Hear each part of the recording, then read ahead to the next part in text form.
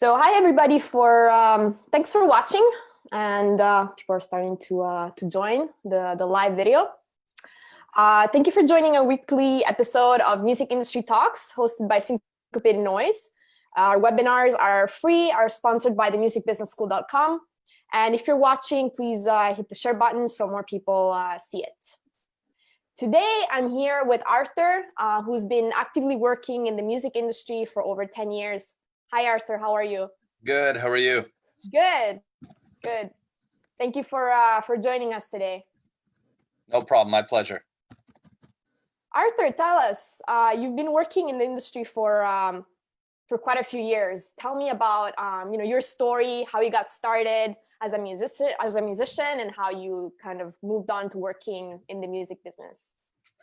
I think it's a common story. You start off as a musician and you eventually make a shift to the other side of things. So yeah. Probably almost 10, 12 years ago, I was playing in bands and, local Montreal labels like Indica Records. Their artists were pretty active and I was the leader in whatever project I was, and we would set up concerts so that we could play with bands that were bigger than us. And you start learning the ins and outs about negotiating with venues and how to promote events, how to get people out, how to build fan bases. I'd have an online presence, which was MySpace at the time. And then over the years, when I was in university, I started putting on events that had nothing to do with projects that I was in. And then things took off from there, and I ended up just really doing that for a living ever since.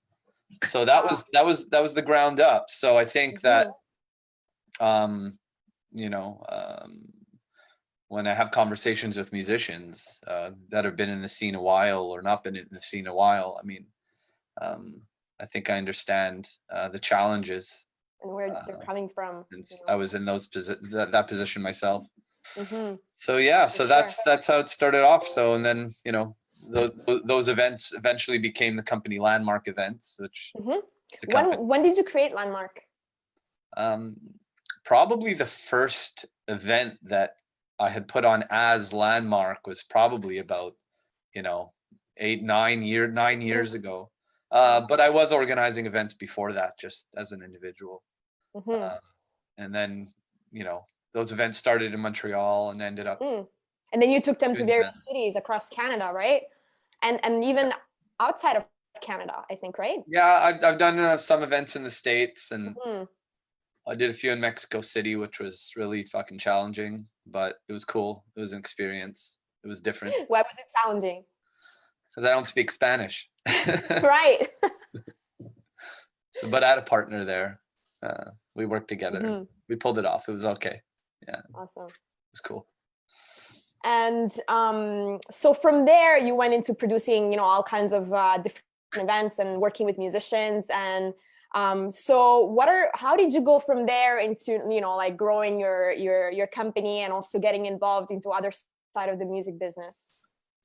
So there's different kind of events that I put on. One of the events is a showcase festival. I had an idea to book local artists in local markets, have those artists perform for industry. The mission statements breaking down the walls between artist and industry. So if there is a good artist performing at the event, I was bringing out A&Rs and senior booking agents and radio trackers, and they can collaborate with them. But I've also booked signed acts, which is different, which has different challenges. Figuring out how you're going to market it, how you're going to put your dollars in the right places, make sure that it translates to people buying tickets and coming out to the events. And being a mid-level promoter, I think, is quite challenging if you're booking signed acts, because you really need to figure out how to engage with the audience that they have in those markets, and also figure out if they have fan bases in those markets. Trying to figure out how popular that artist is, because a lot of the time booking agents want to get as much money as they can. If you're paying $6,000 for an artist, you need X amount of people to come at X amount per ticket. You have to figure that out, and how much you're going to spend on marketing and how you're going to do it. And every event is like opening a new business, and you hope that it's going to work. And If I you're in think a a lot of, particular yeah. space, you know, like for example, a niche, if you're somebody that, you know, runs metal concerts primarily or hip hop concerts, you tend to have a community that might consistently come out. But that I've done less than the showcase events. And another event that I do now is a multifaceted gala. It features food, art, and music. And to be honest, that one's a little bit easier to market because there's more reasons for people to come, not only specifically because they like one, you know, artist performing at an event. Um, Yeah, for sure.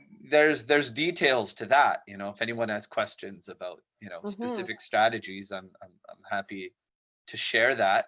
I think, you know, whoever's tuning in, there's specific things they want to know. Yeah, for I'm sure. happy to talk about If it. you guys have any questions, go ahead and post them in the comments and we'll be answering them. And as you mentioned earlier, planning a show, it's like a business of itself, right? Every time you're planning an event. And I think maybe a lot of people that are not necessarily in the industry or musicians that are not on the event side of things don't necessarily understand like how much actual work goes into behind, you know, putting together the show and, you know, what are some of the, I would say some of the things that you find like you're having to remind people, you know, whenever you're, you know, putting together an event, things that, you know, artists don't necessarily think about, like when you're producing a show. You know, where do I start? If you're setting up a show, for example, I did one of my music and art festivals in Ottawa at the Horticulture Building. I mean, it's just a fucking box. They don't have anything. I have to rent the equipment. I have to rent the lighting. You have to get a special liability insurance. You have to apply for a liquor permit, and then you have to get somebody as an alcohol sponsor. You have to book the talent. You know, you have to, you know, have arguments about, you know, set times because everybody wants to play at 9 o'clock. You have to, you know, I have to rent the art installation racks. I have to host meetings. I have to make sure that everybody's coordinated and is coming at the right time on the day of the event. You have to have door people that you trust.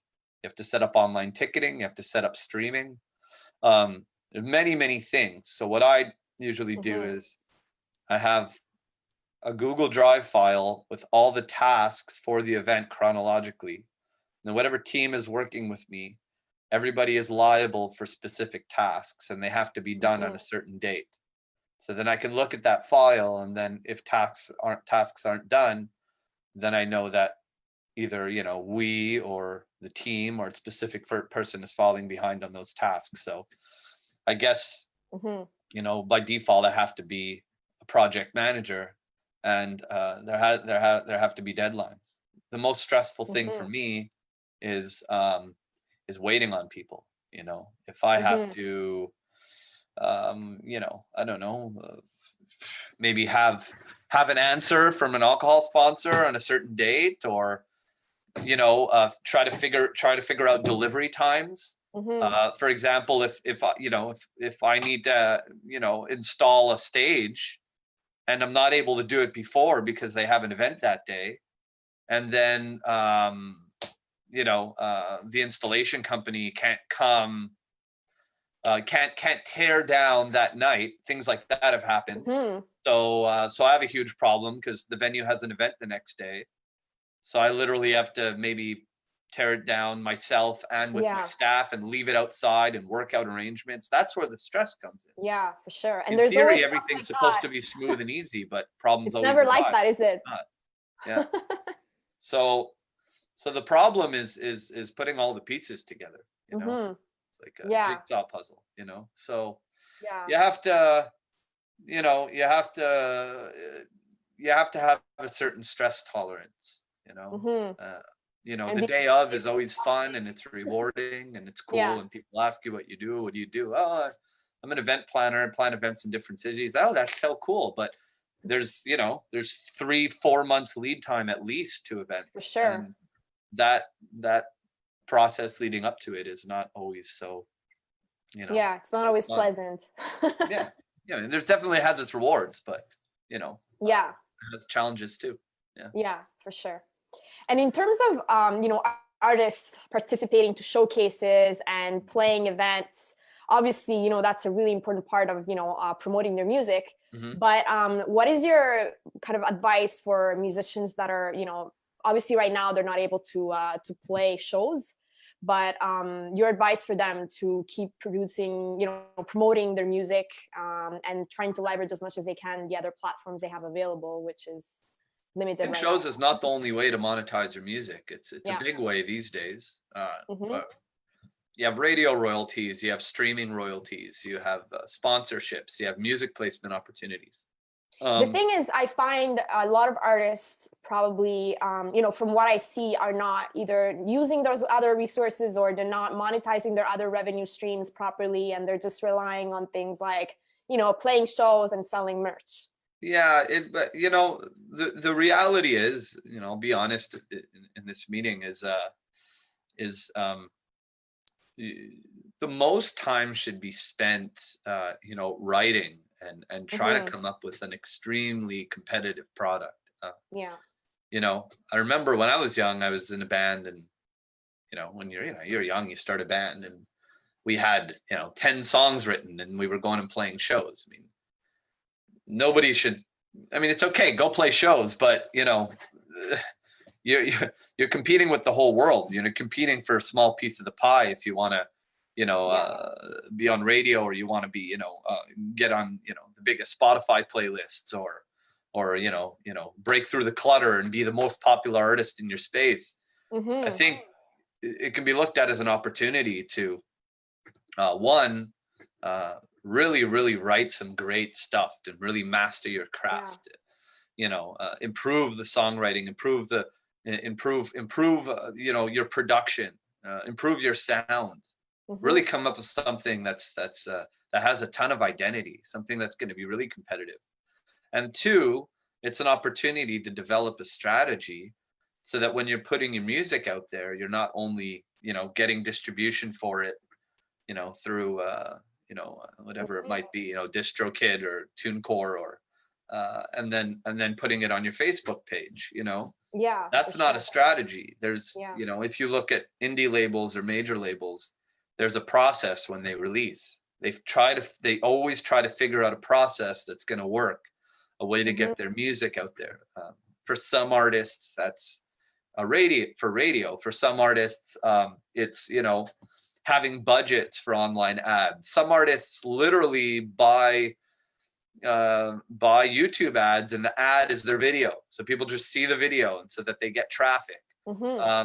For some artists and labels, it's a combination of print and online publications and Spotify playlists and you know, different types of radio, whether that's top 40 radio or commercial radio.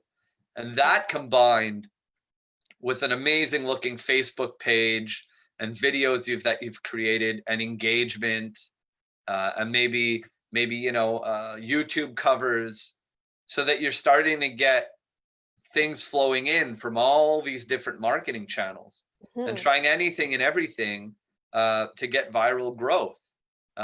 You know, but again, in the end of the day, you know, that won't work unless the product's good, because you need friends telling each other about it. I mean, I think, you know, most music spreads because, you know, DJs decide to play it, or friends decide to show other friends, or people hear a song and they love it and they play it when they're hanging out with other friends, and eventually you know, it grows. So you can have an amazing strategy, but if it doesn't resonate with people, if you don't know your audience and you don't understand what makes them tick, and your song's not really connecting with them, it's not going to work. So keep writing really good stuff, and then put it out there with a strategy behind it, you know. Yeah, and then sometimes you do have the amazing material, but then you're missing the strategy side, because maybe the artist, you know, spent all their money onto creating this amazing product with the top producer, and then they're left with not much of a budget for marketing and PR. I can't tell you how many bands I've seen drop $12,000 on an album that just becomes a fucking coffee coaster, because, you know, it's just so much about the music, and then they drop the album, there's nothing behind it, there's no tour, there's no PR, there's no radio, no one's hearing about it. I mean, you know, it's unfortunate. record 2 songs and use more money to push that song, have more money as a budget for that song. Music is not like selling pencils or shoes.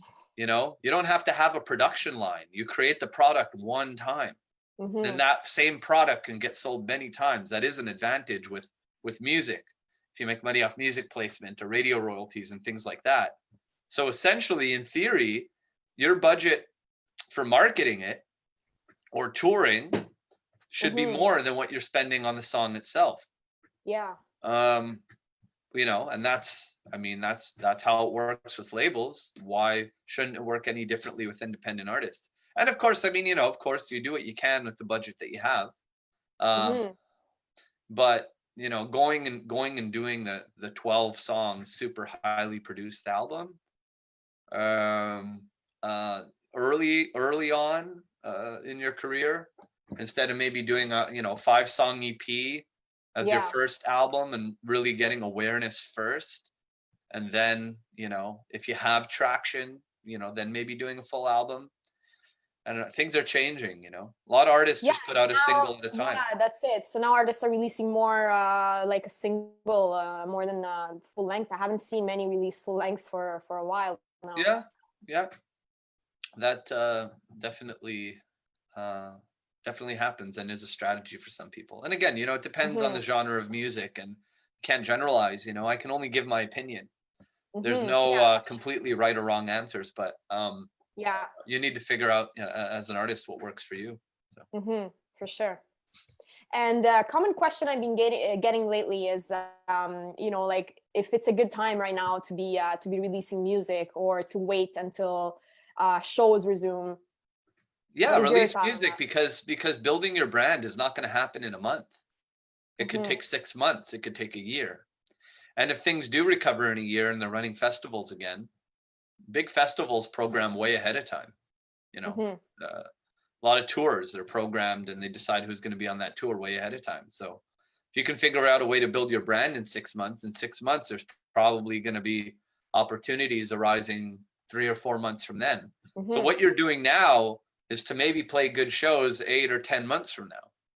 And again, it's an opportunity to figure out a way to build an online presence, because to play shows, well, right now, unless you figure out a way to build a presence and figure out a way to have fan bases in some different markets, and try to attract the attention of booking agents and festival promoters and whatnot, those are the type of events where you actually get paid, where you have decent guarantees, are not going to happen. So figure out a way to market yourself.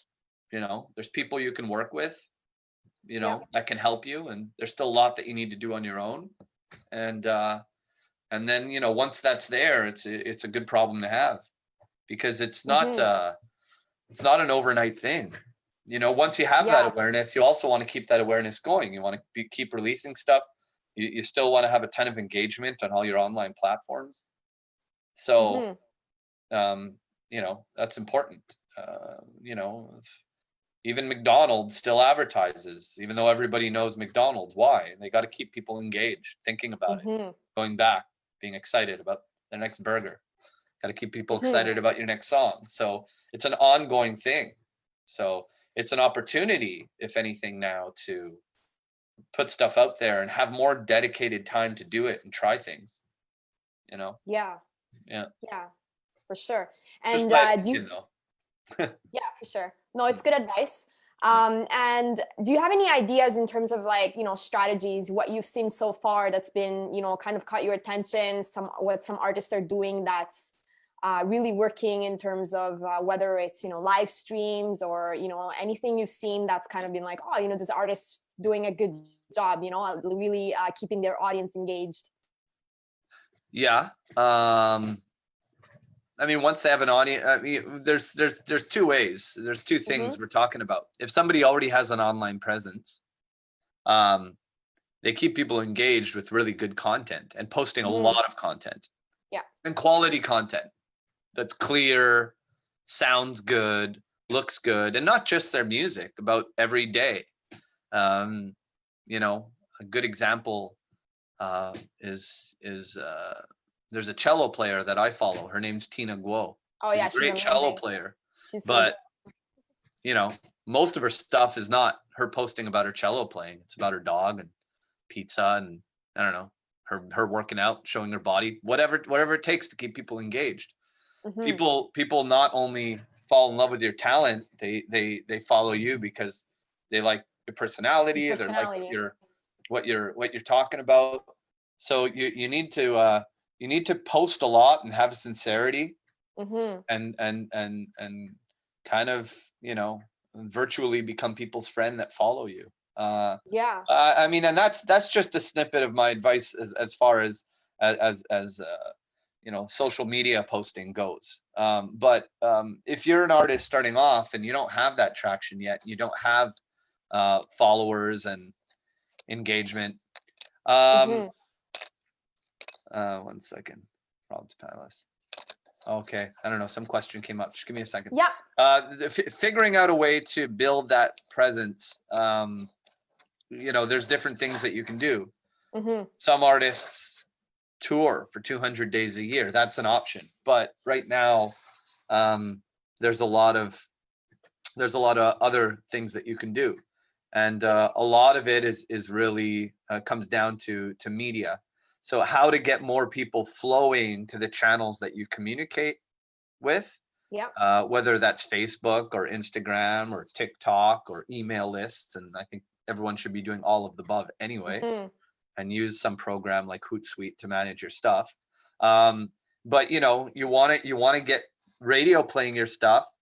You want to get the streaming channels playing your stuff. You want to get on YouTube playlists, and you want to get on Spotify playlists to get fans flowing to your channels. You want print and online coverage. Now you can go and research and buy lists and do that yourself, or you could work with people that specialize in that. You know, there's a handful of good radio trackers and publicists in Canada that you could reach out to, and just like any business, start building a team. Try out different people, you know, see who's effective. Ask people if they know somebody. Ask them if they know a good tracker or a publicist or someone that can help you release your music. Like any other product, you need a marketing strategy behind it. So if you can get influential media talking about you, and that's a big selling point with promoters, and that can lead to viral growth, then that's great. So you know, you need to explore those channels, not keep doing the same thing, not just record music and feel like, oh yeah, it's great. I mean, every artist feels that their new recordings are great, and it is a lot of the time. But try something new, try new strategy. You know, there's artists, even just, you know, provincially, you know, that will work with the radio tracker and, you know, do well on radio, and you know, and have a presence in their market. You know, and if that works, then what they can do is they can apply the same strategy in another market. You know, you don't necessarily have to go international in your campaigns. You could go national. You know, you could do Canadian PR, build your presence in your own country. You know, if you do well, if you start having some independent traction, you can even look into some factor grants or Heritage Canada money. You know, it's kind of like these bursaries for musicians. But again, they want to see that, you know, you have your, you know, other people talking about your music, and you have, you know, you're in publications, that you're actually, you know, you have a plan and you have a team in place as well. Yeah, they, you know, they want to see that, you know, you've had some sort of independent success. So, yeah, so that's what it is. And again, you know, if anyone wants to, you know, reach out to you directly and get in touch with me, and we can get a conversation going about maybe some specific resources or some specific people that they can work with for their releases, I'd be happy to direct them to some of the right people. But if you ask me, hey, can you send my stuff to, you know, a big booking agencies? We need a booking agent. Yeah, I could send it to a senior booking agent at Pocket Artist Management or the agency group or the Feldman Group. And then the first thing they're going to do is they're going to go on your social media platforms. And even if you have 100,000 followers, they're going to go and see if the engagement is in sync with that. When you post something, how many likes and comments do you have? And they'll be able to tell right away if you have a serious online presence and a fan base or not. Yeah, for sure. In the end of the day, they have the rent to pay their business. They need to work with artists that have a following so that they can convince promoters to give them money, So it has to be realistic. It's about the music, but it's also about, where things are at in terms of, awareness of your product. Yeah. For sure. We have a question here from Martino. He wants to know, thanks for the webinar. He says, super helpful, as I've been wondering how to go beyond just singing in the shower. I tend to think it's more about the marketing than the music. And then what's your recommendation? Is that Martino de Ciccio or something? Yeah. Yeah. Tell him to stick to his day job. Tell him that. It's a friend of mine. I think he's joking around. Tell him to stick to making homemade pasta and trading gold online. Tell him to stay in the shower and sing there. But he did have a good question regarding is marketing more important than the music? Marketing more important than the music? No, it's not more important. The music has to be good enough. But essentially, it needs to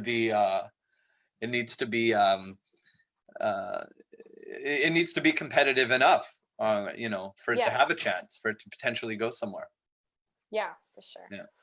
And in terms of everything that's been happening with the virus and all that, what do you think is the direction that the industry is moving forward? Like, what do you think is going to happen in the next, let's say, year or so? I think that in countries that have it under control, they're going to open up again and they're going to have concerts. I think where it's going is they're going to have limited capacity events, and then slowly it's going to grow back into slowly open festivals. Up again. But I think really for it to get back, where it was, where you can actually have the Oceaga stuff.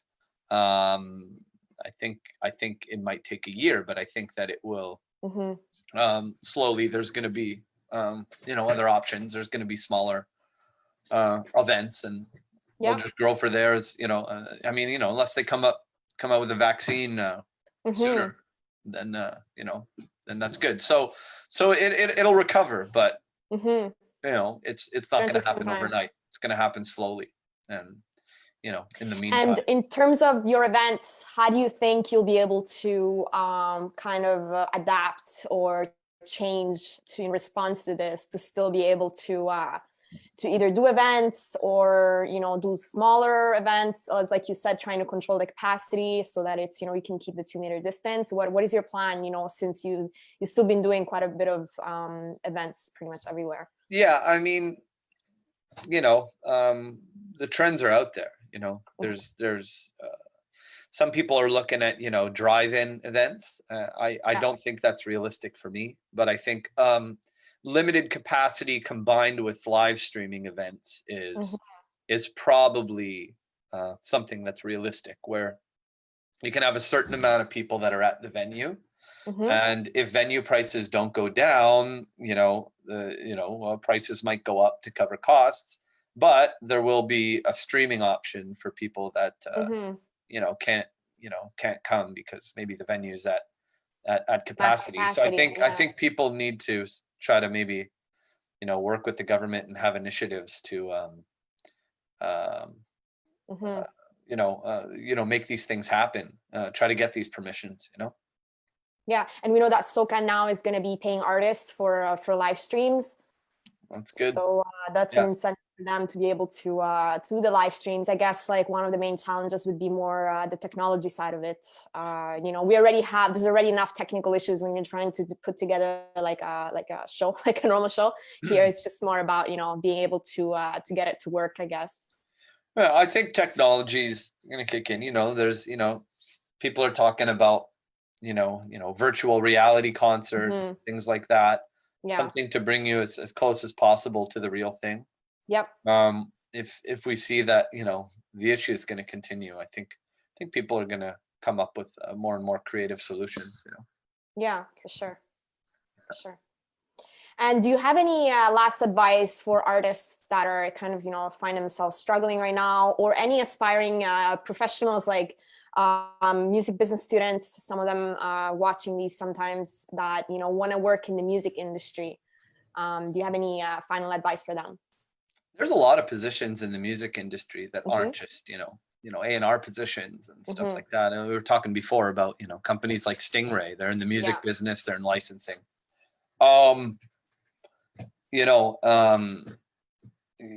Basically, my advice is explore the different options, and don't just think that a job in the music industry is with, Universal or Sony Music. If you're a producer, in a lot of positions in the industry, you don't have to wait around. If you want to record and produce music, you don't have to work for a studio. That's becoming more seldom anyway. Record from home. Just have friends come over and record. Build your brand. Buy more equipment, and then eventually rent a space and open up and work for yourself and have that kind of freedom. When there's concerts, again, there's tech positions. There's also, you may, if you have enough knowledge and experience, there's people who are grant writers. People get paid to be grant writers. There's entertainment lawyers. There's still a lot of channels. So I think the first thing that needs to be done is people need to figure out exactly what they want, and then assess, what's going on in that space. It's a pretty broad question. I mean, I think it depends what they want to do. And then if, anyone tells me what they want to do, I can give them my opinion about that, that market, about that space, So you can try to work for someone, but you can also be self-employed, and there's advantages to that. Yeah, for sure. Well, Arthur, thank you so much for sharing that. No problem, my pleasure. Who's been watching. Thanks again to the musicbusinessschool.com for sponsoring the event. We're also doing a music industry event on June 6th called Rise, and it's free as well. And I'll drop the comments in the link in the comments. And again, if anyone has any questions about music promo or needs any advice from Arthur here, just let us know. Write us in the comments, or if you have any other questions, let us know as well. And Arthur will be, we can address those questions. All right. Nice chatting. All right. Thank you. Thanks everyone for watching. Take care. Bye.